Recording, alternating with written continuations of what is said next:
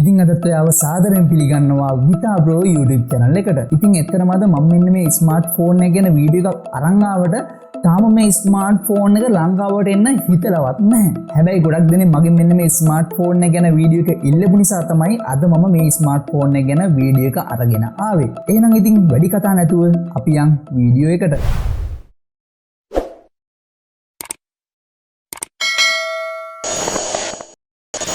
ඉතින් ඇත්තටම අපිට මේ ස්මාර්ට්ෆෝන් එක ගත්තයින් පස්සේ ගොඩක් ලස්සන මැට් ෆිනිෂ් එකක් බලා ගන්න හම්බ වෙනවා. ඉතින් මේකේ බෑක් එක අපිට ග්ලාස් වලින් තමයි බලා ගන්න හම්බෙන්නේ. ඉතින් ඒත් එක්කම මෙන්න මේ බෑක් එකට මෙයාලා Corning Gorilla Glass 6 protection එකකුත් ලබා දීලා තියෙනවා. ඒ වගේම මේකේ ෆ්‍රේම් එක අපිට ඇලුමිනියම් වලින් බලා ගන්න පුළුවන් සහ මේකේ ෆ්‍රන්ට් එක ග්ලාස් ඒ වගේ මෙන්න මේ ෆ්‍රන්ට් එකට මෙයාලා Corning Gorilla Glass Vectus එකකුත් ලබා දීලා තියෙනවා. ෆෝන් එකට IP68 65 water and dust resistant පහසුකම තියෙනවා. ඊට අමතරව 8.2 mm thickness එකක් මෙන්න මේ ස්මාර්ට්ෆෝන් එකේදී බලා ගන්න පුළුවන්. ෆෝන් එකේ දකුණු අත පැත්තට ගියොත් අපිට වොලියුම් රොකර් එක සහ පවර් බටන් එක බලා ගන්න හම්බ වෙනවා.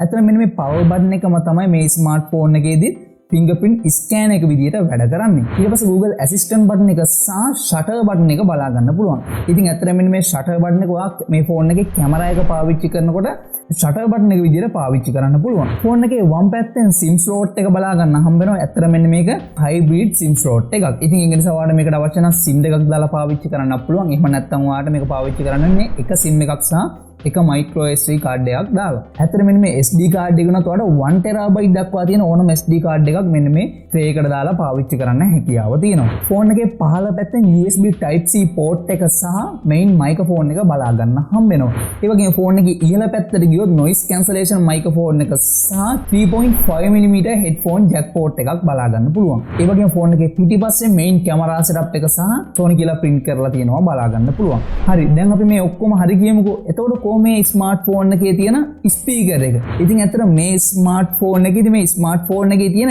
ඉයර්පීස් එකම තමයි මේකේ තියෙන මේන් ස්පීකර් එක විදියට වැඩ කරන්නේ. ඇත්තට මේකෙත් ගොඩක් හොඳ සවුන්ඩ් එකක් බලා ගන්න පුළුවන් විදියට තමයි මෙයාලා මෙන්න මේ ස්පීකර් එක හදලා තියෙන්නේ. ඒත් එක්කම ෆෝන් එකේ ඩිස්ප්ලේ එකේ ඉහළින් අපිට බලා ගන්න පුළුවන් මේකේ තියෙන සෙල්ෆි කැමරා එක සහ සෙල්ෆි කැමරා එකට පොඩ්ඩක් දකුණට වෙන්නවට බලා ගන්න පුළුවන් LED ඉන්ඩිකේටර් එකක් තියෙනවා. ඉතින් මෙන්න මේ විදියට තමයි අපිට මෙන්න මේ ස්මාර්ට්ෆෝන් එකේ තියෙන ෆිසිකලි තියෙන දේවල් ගැන කතා කරන්න හම්බෙන්නේ. හරි දැන් අපි බලමු මෙන්න මේ ස්මාර්ට්ෆෝන් එකේදී අපිට බලා ගන්න හම් වෙන ඩිස්ප්ලේ එක මොන වගේද කියලා. ඉතින් ඇත්තටම මෙන්න මේ ඩිස්ප්ලේ එක තමයි 4K HDR 120Hz refresh rate එකක් තියෙන ලෝකේ පළවෙනිම ස්මාර්ට්ෆෝන් එකක තියෙන ඩිස්ප්ලේ එක. ඉතින් ඇත්තම කිව්වොත් මේක අඟල් 6.5ක 4K OLED ඩිස්ප්ලේ එකක්. ඉතින් මේකෙදි 3840ට 1644 කියන පික්සල් රෙසලූෂන් එක බලා ගන්න හම්බ වෙනවා. ඒ වගේම 120Hz refresh rate එකක් තියෙනවා. 643ක ppi density එකක් තියෙනවා. white balance එක control කරන්න පුළුවන් සහ 1 million colors මෙන්න මේ ඩිස්ප්ලේ එකේදී අපිට බලා ගන්න පුළුවන්. ඉතින් ඇත්තට මෙන්න මේ වගේ features තියෙන ඩිස්ප්ලේ එකක් අපි පාවිච්චි කරන ෆෝන් එකකට තිබ්බොත් අපේ අත්දැකීම මොන වගේ වෙයිද? ඉතින් කොහොම වුණත් මෙන්න මේ ඩිස්ප්ලේ එකත් එක්ක අපි මේ ස්මාර්ට්ෆෝන් එකේදී මොන දේවල් කරත් ගොඩක් හොඳ colors එක ගොඩක් හොඳ details එක ඒ සියලුම දේවල් අපිට මේ ඩිස්ප්ලේ එකේදී බලා ගන්න හම්බ වෙනවා. හරි දැන් අපි බලමු මෙන්න මේ ස්මාර්ට්ෆෝන් එකේ තියෙන ප්ලැට්ෆෝම් එක මොන වගේද කියලා. මේ ෆෝන් එකේ RAM එකම අපිට බලා ගන්න හම්බෙන්නේ 12GB RAM එකක් විදියට.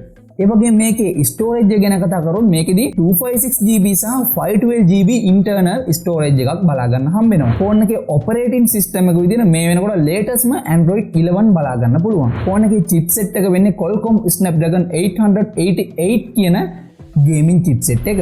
CPU එක octa-core, GPU එක Adreno 660. ඉතින් ඇත්තට මේ තියෙන platform එකත් එක්ක දැනට තියෙන ඕනම mobile game එකක් කිසිම අවුලක් නැතුව high graphics දාලා වුණත් කිසිම lag වීමකින් තොරව මෙන්න මේ smartphone එකේදී play කරගන්න පුළුවන්. ඒ වගේම තමයි මේ ෆෝන් එකේ මොන දේ කර හිටිය මේ ඩිස්ප්ලේ එකට ඩබල් ටැප් එකක් දීපු ගමන් ඔයාලට මේ ස්මාර්ට්ෆෝන් එකේදී වෙනම ඇප්ලිකේෂන් එකක් වුණත් පාවිච්චි කරන්න හැකියාව තියෙනවා. ඒ කියන්නේ ඔයාලට මේකෙදි මල්ටි ටාස්කින් වුණත් ඔයාලට කිසි අවුලක් නැතුව මෙන්න මේ ස්මාර්ට්ෆෝන් එකේදී ගොඩක්ම හොඳට කරන්න හැකියාව තියෙනවා. හරි දැන් අපි බලමු මෙන්න මේ ස්මාර්ට්ෆෝන් එකේ තියෙන කැමරා සෙටප් එක මොන වගේද කියලා. ෆෝන් එකට තියෙන්නේ ට්‍රිපල් කැමරා සෙටප් එකක්. ඉතින් මේකෙදි 12 මෙගාපික්සල් වයිඩ් කැමරා එකක් බලා ගන්න පුළුවන්. ඉතින් මේකේ f1.7 ඇපර්චර් එකක් සහ 24mm focal length එකක් බලා ගන්න පුළුවන්. ඊළඟට මේකෙදි තවත් 12 megapixel telephoto camera lens එකක් බලා ගන්න පුළුවන්. ඉතින් මේකේ f2.3 aperture එකක් සහ 70mm focal length එකක් බලා ගන්න පුළුවන්. ඉතින් ඒ නිසා මෙන්න මේ කැමරා එක පාවිච්චි කරලා ගොඩක්ම දුර තියෙන දෙයක් වුණත් ගොඩක් හොඳ zoom කරලා ෆොටෝ එකක් අරගන්න හැකියාව තියෙනවා. ඊට අමතරව තවත් 2 megapixel ultra wide camera sensor එකකුත් මෙන්න මේ ස්මාර්ට්ෆෝන් එකේදී බලා ගන්න පුළුවන්. මේකෙදිත් f2.2 aperture එකක් සහ 16mm focal length එකක් බලා ගන්න පුළුවන්. ඉතින් මෙන්න මේ කැමරා sensor එක පාවිච්චි කරලා ඔයාලට පුළුවන් වැඩි ඉඩකඩ ප්‍රමාණයක් අහුවෙන විදිහේ ගොඩක්ම හොඳ wide angle ෆොටෝ එකක් වුණත් අරගන්න. ඉතින් මෙන්න මේ main camera setup එකේ eye tracking පහසුකම සහ OIS එහෙම නැත්නම් optical image stabilization කියන පහසුකම බලා ගන්න පුළුවන්. ඉතින් මෙන්න මේ පහසුකම හරහා ඔයාලට සෙලවෙවි තියෙන දේක උනත් ගොඩක් හොඳ quality එකේ ෆොටෝ එකක් අරගන්න හැකියාව තියෙනවා. ඉතින් ඒ විතරක් නෙමෙයි මෙන්න මේ පහසුකම මෙයාලා මේකේ වීඩියෝ වලටත් include කරලා තියෙන නිසා ඔයාලට වීඩියෝ එකක් උනත් ගොඩක්ම smooth විදිහට මෙන්න මේකෙදී අරගන්න හැකියාව තියෙනවා. ඉතින් ඇත්තට මේ මේන් කැමරා එකෙන් ගන්න වීඩියෝස් ගැන කතා කරොත් මේකෙදි 4K quality එක දක්වා වීඩියෝස් රෙකෝඩ් කරගැනීමේ හැකියාව ලබා දීලා තියෙනවා. ඉතින් මේ හැමදේම එක්ක මම අර කලින් කිව්ව ෂටර් බටන් එක පාවිච්චි කරලා ඔයාලට ස්මාර්ට්ෆෝන් එකේදී නිකන් කැමරා එකකින් ෆොටෝ එකක් ගන්න වගේ ඒ ෂටර් බටන් එක ප්‍රෙස් කරලා මේ සියලුම දේවල් ස්ටාර්ට් කරන්න එහෙම නැත්නම් කැප්චර් කරන්න හැකියාව තියෙනවා. ෆෝන් එකට තියෙන 8 megapixel 2.0 aperture එකක් තියෙන wide selfie camera එකක්.